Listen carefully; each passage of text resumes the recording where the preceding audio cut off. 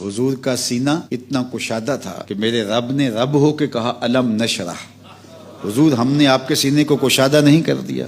جب تک دنیا موجود ہے، یعنی قیامت تک کوئی ایک چیز بھی ایسی نہیں ہے جو اللہ کے محبوب نے بیان نہ کی ہو۔ بتایا قیامت تک، لیکن 300 ساڑھے 300 سال حضور کے وصال کے بعد جو ہوگا اس کا تو حضور نے نام بھی بتایا، اور وہ میرے دوستوں کو حضرت حذیفہ کہتے ہیں پتہ نہیں یاد ہے یا بھول گیا ہے، حضور نے سب کچھ بتایا ہوا ہے۔ اس کے بعد قیامت تک جو ہونے والے واقعات تھے حضور نے وہ اجمالاً بتائے ہیں۔ تو حضرت حذیفہ کہتے ہیں کہ حضور نے کوئی چیز ترک نہیں کی، اور مختلف احادیث کے اندر بعد میں ہونے والے فتنوں کا بھی حضور نے تفصیل سے ذکر کیا، اور حضور کی نگاہوں میں سب کچھ موجود ہے۔ اب حضرت حذیفہ بن یمان فرماتے ہیں قلت یا رسول اللہ صلی اللہ علیہ وسلم انا کنا فی جاہلیۃ وشر فجاءنا اللہ بہذا الخیر، ہم جہالت کے مارے ہوئے لوگ تھے، ہم شر و فساد میں پل رہے تھے، اللہ نے آپ کے صدقے ہمیں خیر عطا کی۔ اللہ اکبر۔ جنگ و جدل میں رہنے والے لوگ، چھوٹے چھوٹے معاملوں میں جنگیں چھڑتی اور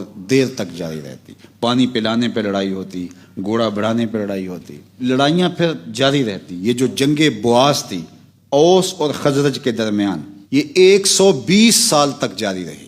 ایک معمولی بات پہ لڑائی شروع ہوئی، لیکن پھر کئی نسلیں کھا گئی یہ لڑائی۔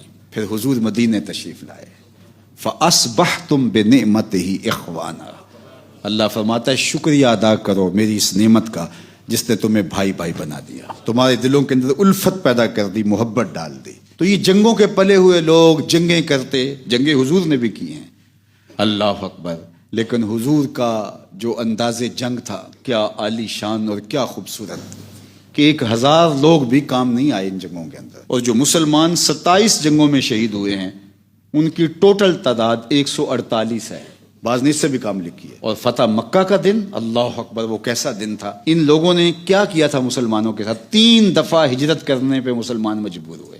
حضرت سمیہ کو شہید کیا مکے کے چوک کے اندر، عورت ذات تھی، نیزہ مار کے ان کو شہید کیا گیا۔ حضرت یاسر شہید کیا گیا، حضرت بلال کو تپتے ہوئے کولوں پہ لٹایا گیا، خود حضور اکرم کو حالت نماز میں اذیت پہنچائی گئی، اوجریاں ڈالی گئی، کانٹے بچھائے گئے۔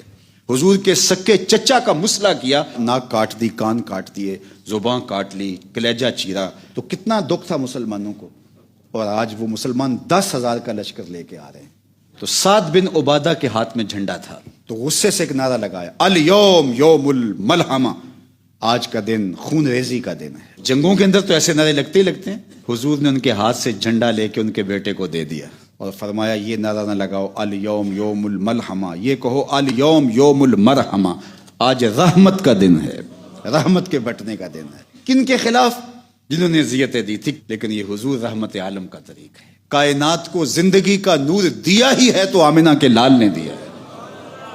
اگر زندگی سیکھنی ہے تو حضور کی چوکھٹ پہ آنا ہوگا۔ تو حضرت حذیفہ رضی اللہ تعالیٰ عنہ فرماتے ہیں کہ میں نے کہا حضور ہم نے شر دیکھی ہے، لڑائیاں دیکھی ہے، پھر اللہ نے آپ کے صدقے سے ہماری جھولی میں خیر ڈال دی، کیا اس خیر کے بعد پھر بھی شر آئے گی؟ حضور نے فرمایا ہاں، اس خیر کے بعد پھر دوبارہ شر آئے گی۔ حضور پھر اس شر کے بعد پھر خیر آئے گی؟ فرمایا ہاں پھر خیر آئے گی۔ وفیہ دخن، لیکن اس میں دھواں ہوگا، کہ لوگ سنت پر عمل کرنے کی بات کریں گے لیکن وہ میری سنت نہیں ہوگی، بدعت کو سنت قرار دے رہے ہوں گے، وہ سنت نہیں ہوگی۔ وہ کہیں گے ہم حضور کی تعلیمات کے مطابق چل رہے ہیں، لیکن حضور نے فرمایا کہ وہ میری تعلیمات کی مطابقت میں زندگی ان کی نہیں ہوگی، ان میں اچھائی بھی ہوگی برائی بھی ہوگی۔ یعنی کچھ ایسے زمانے آئیں گے جس میں خیر پھیل جائے گی، اور جو ایسے حکمران آ جائیں گے جو اچھائی والے ہوں گے، اور کچھ ایسے زمانے آئیں گے جس میں برائی والے ہوں گے۔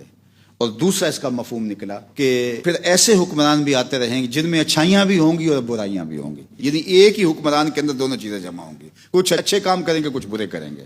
حضرت حذیفہ کہتے ہیں میں نے پھر حضور سے پوچھا اس خیر کے بعد پھر بھی کوئی شر آئے گی؟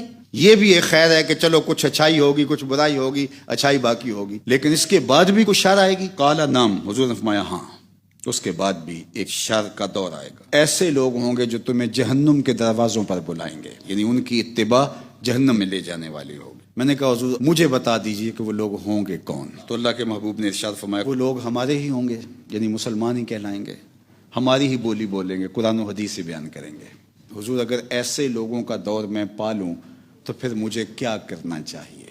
مجھے آپ ہی ارشاد فرمائیے۔ جو مسلمانوں کی جماعت ہے اس کو لازم پکڑ لینا اور ان کے امام کے دامن کو مضبوطی سے پکڑ لینا۔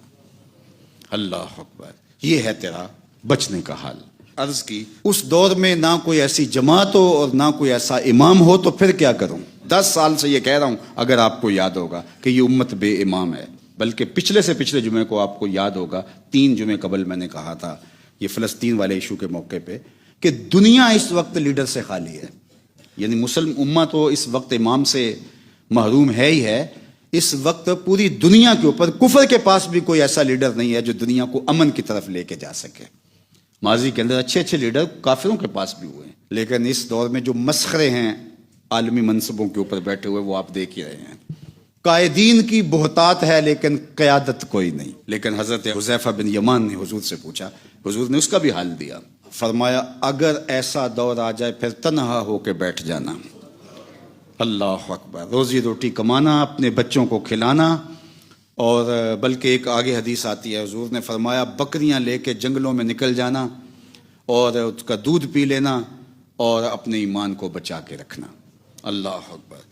تو پھر آقا کریم نے فرمایا ان تمام فرقوں سے الگ ہو جانا۔ اب یہاں ایک اور مسئلہ ہے کہ فتنوں سے بچنا بھی ہے اور قوم کے اندر وہ جذبہ خیر اور جذبہ جہاد بھی موجود رہنا ہے، اور اس نسل کو بچا کے امام مہدی تک بھی لے کے جانا ہے۔ یہ علماء کے لیے بہت مشکل چیلنج ہے، اور اپنی اس نسل کے اندر وہ چیز منتقل کرنی ہے کہ کہیں یہ دجال کے فتنوں کا شکار نہ ہو جائے۔